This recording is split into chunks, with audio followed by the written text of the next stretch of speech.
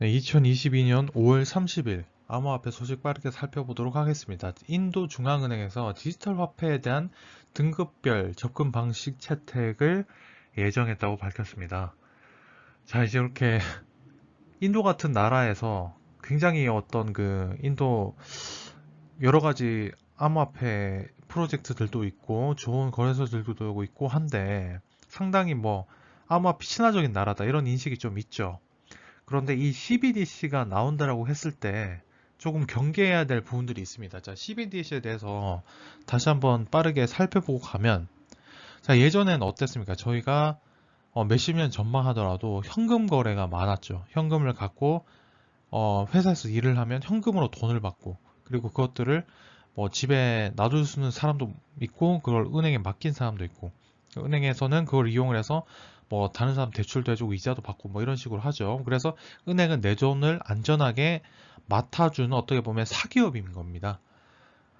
그리고 거기서 사기업들은 개인의 아니 그 사적인 이익 창출을 위해서 노력을 하지만 그만큼 어떤 여러 가지 제도나 규제를 통해서 나의 재산을 어느 정도 보호를 받는 겁니다. 하지만 여기선 여러 가지 문제가 있을 수가 있는데, 예를 들어서 내가 현금을 이용을 해서 내 현금을 그러니까 은행에 맡기는 것이 아니라 내가 은행에 있는 이 예금들을 갑자기 다 빼서 내 지하 창고에 넣는다고 생각해 봅시다. 갑자기 무슨 위기가 일어난다거나 내가 어떤 목적을 달성하기 위해서 그냥 내 지하 창고에 넣어놔요. 그러면은 이 지하 창고에 있는 걸 누가 알 수가 없잖아요. 그리고 이것을 어떤 재화를 산다거나 물건을 산다고 하면 이거에 대한 추적도 전혀 힘들고 개인에 대한 어떤 세금 추징의 문제가 발생을 할 수가 있는 겁니다. 그리고 은행 입장에서도, 그리고 은행 사용자 입장에서도 갑자기 어떤 사태가 일어나서 은행에 있는 돈을 갑자기 다 빼게 되는 그런 사태가 일어나면 어떻게 될까요? 지금의 테라 루나 사태처럼 뱅크런 사태가 일어날 수 있는 겁니다. 자, 은행이 안 망한다. 은행은 튼튼하니까 믿고 맡길 수 있다. 이런 부분에 대해서 역사적으로 보면 우리나라 은행들도 부도 난 사건, 그리고 갑자기 망한 사건, 그리고 역사적으로 보면 뱅크런이 일어난 사태가 충분히 일어날 수 있다는 겁니다. 자, 이렇게 대한민국 같은 선진국도 발전 과정에서 이럴 수가 있는데 앞으로 발전해 나가야 되는 개발도상국들에서는 이런 문제가 더 많이 일어날 염려가 있다라는 것이죠. 그렇기 때문에 꼭 그것뿐만 아니지만 국가에서 발행하고 국가에서 관리하는 현금을 아예 은행이나 어떤 기업에 맡겨서 이것을 통해서 이체하는 것이 아니라 아예 A라는 사람이 있으면 A라는 사람의 어떤 국가에서 만든 계좌를 배급을 하고 여기에 직접 내 현금을 관리할 수 있게 하는 겁니다. 자, 이렇게 하면 어떻게 될까요? 블록체인 기술을 통해서 위변조 기술을, 위변조 가능성을 원천 차단할 수 있게 되죠. 즉, 지폐 위변조 가능성이 아예 없어집니다. 그리고 현금 흐름을 100% 국가에서 볼 수 있고 관리할 수 있게 되겠죠. 네. 그러니까 은행의 협조라든지 어떤 개인이 현금을 빼서 다른 용도로 활용하는 이 용도, 이것을 점점 줄여 나갈 수 있다라는 겁니다.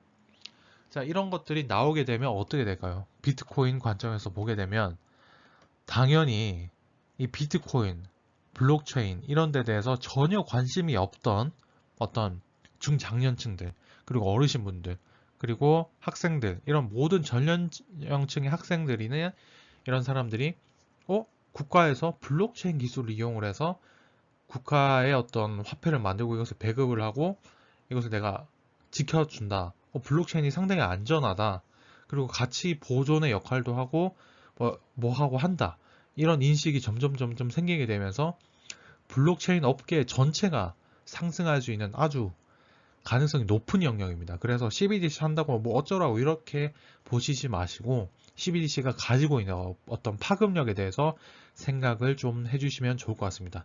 특히 개발도상국이 아니라 이런 인도처럼 상당히 인구가 많고 강력한 파워풀한 나라에서 CBDC 도입에 대해서 점점점 나아가고 있다는 것은 굉장히 좋은 신호로 볼 수 있을 것 같습니다. 자, 그리고 블룸버그가 이런 얘기를 했습니다. 에스토니아가 유럽 암호화폐 허브 경쟁에 전격 참전했다. 이렇게 얘기를 했습니다. 자, 에스토니아란 나라가 사실 인구가 130만 명 정도밖에 없다고 합니다.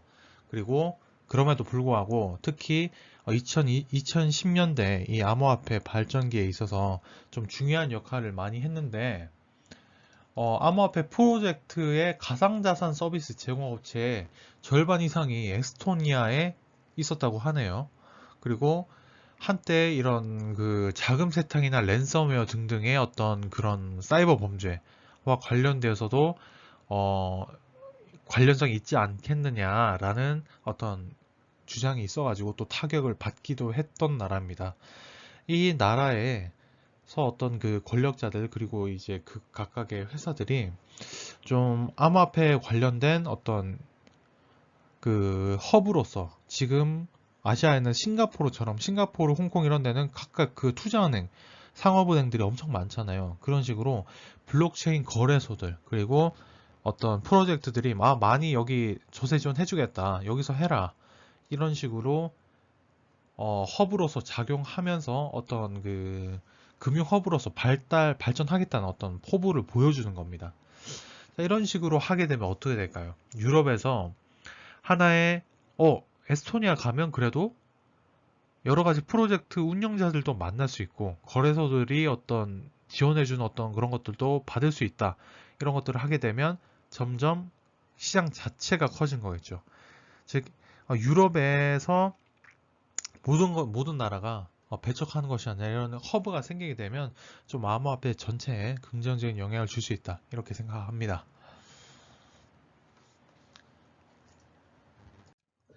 자, 그리고 바이낸스가 BCAT 아프리카 2020년 요걸 하고 있다고 하네요. 요거는 뭐냐면은 나이지리아 대학을 여행을 하면서 2029년에 했대. 요게 2019년에 나이지리아 대학을 이렇게 여행을 하면서 학생들에게 디지털 공간에 수많은 기회들을 많이 보여줬다고 하고 2020년에는 이 코로나로 인해서 온라인으로 개최가 됐는데 이 나이지리아인 약 6만 명에게 연락을 취해가지고 이 교류를 해왔다고 합니다. 자, 바이낸스가 이러한 그러니까 학생들에게 어떤 비트코인 뭐 디지털 자산 그리고 뭐 암호화폐 프로젝트들에서 좀 친밀하게 다가가고 스폰서도 해주고 이런 취지의 움직임을 하는데 다들 아시겠지만 나이지리아 굉장한 암호화폐 친암호화폐 국가입니다. 네, 그 비트코인을 도입을 하려는 움직임 그리고 아프리카의 어떤 여러 가지 그 문제들을 해결하기 위해서 이 블록체인을 이용해서 여러 가지 것들을 하려고 하죠. 특히 에이다 같은 프로젝트들을 조금 더 살펴보게 되면 앞으로 이렇게 많은 인구와 자원들이 있는 아프리카의 가능성을 굉장히 많이 보고 있죠. 근데 이 바이낸스의 움직임이 왜 중요하냐면은 에이다가 아무리 뭐 아프리카의 어떤 뭐 가난과 어떤 그 양극화를 해결하겠다. 그리고 뭐 송금 시스템 표준화를 만들겠다. 이렇게 해봤자 결국은 암호화폐 내에서에 있었던 일이 될 확률도 있습니다. 그 시총이 아무리 높고 그렇다 하더라도 그런데 이 거래소에서 움직이게 되면 거래소라는 거는 주가가 발행이 되고 미국의 어떤 보수적인 투자자들도 이 움직임을 주요하게 보는 그런 단체거든요. 아무리 솔라나, 에이다, 이더리움이 열심히 어떤 프로젝트를 추진하는 것보다 이 바이낸스가 움직이는 게 훨씬 더 빠르다는 겁니다. 예를 들어서 어떤 연예인이 아무리 라디오를 막 10개, 20개 나오는 것보다 TV 굉장히 유명한 프로그램에서 어떤 나와서 뭔가 활동을 하면 인지도가 확 쌓이는 것처럼 바이낸스와 같은 가장 유명한 거래소에서 어떤 움직임을 하게 된다는 것은 이 암호화폐에 대해서 약간의 관심이 있거나 좀 관심도가 떨어지는 사람들이 봤을 때 그리고 어떤 보수적인 투자기관이 이런 부분들을 봤을 때도 이런 것들이 있네 이런 방향성에 대해 생각하고 있네 라는 것들에 대한 움직임을 그 물꼬를 터주는 역할을 한다는 겁니다. 특히 바이낸스 같은 경우는 바이낸스 스마트 체인도 갖고 있기 때문에 그리고 세계 1위 거래소이기 때문에 이런 움직임들이 굉장히 좀 좋은 긍정적인 방향으로 움직일 수가 있다라는 겁니다. 자, 이 아프리카가 그렇게 많이 지원을 해주고 그리고 많은 전 세계에서 그렇게 많은 이 자선단체에 대한 이 그렇게 투자가 많이 이루어졌는데 그런 움직임을 몇십 년 동안 해왔는데 아직까지 빈곤이 해결이 되지 않고 뭐 열악한 환경이고 이런 것들에 대해서 많이 생각을 할 수가 있겠지만 그럼에도 불구하고 이 디지털 자산 그리고 이 IT의 보급화는 점점 이루어지고 있고 그런 것들이 이루어졌을 때 그 저력이 얼마나 무서워질지 한번 생각해 본다면 그리고 그 수십 년 뒤를 생각을 해 본다면 좀 굉장히 무서운 움직임이 되지 않을까 생각합니다.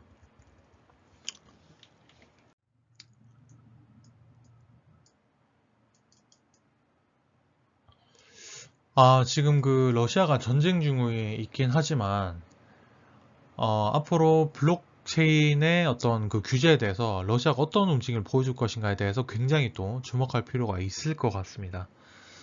네, 오늘의 소식은 여기까지 하도록 하겠고요.